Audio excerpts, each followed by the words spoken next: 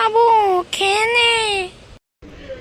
ও এখন পড়তে বসছে, ও এখন খাবে না, একটু পরে গিয়ে খাবে, ঠিক আছে?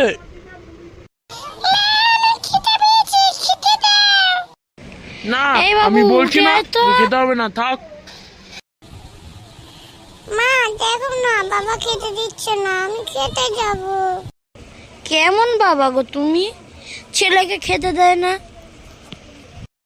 সময় দেখেছো কটা? এখন তো সবে 10টা বাজে, ও খেতে বসে 12:30টায়, ও তো স্নানও করেনি। তাহলে তুমি ওকে ডাকতে এসছো কেন, খাওয়ার জন্য? আমার রান্না হয়ে গেছে বলে আমি ডাকতে এসেছি, আমি কি খুব বড় দোষ করেছি? আচ্ছা আচ্ছা ঠিক আছে, বাবু যা গিয়ে স্নান করতে যা, ওরা এখন করতে হবে না, ওঠ। আচ্ছা বাবা, ঠিক আছে, আমি উঠছি এখন। আমি কালকে নামটাটা করে দেবো, ঠিক আছে? আচ্ছা ঠিক আছে, কালকে কিন্তু করে দিবি। এই বাবু, আগে স্নান করে নে, তারপরে খেতে যাবি, চল।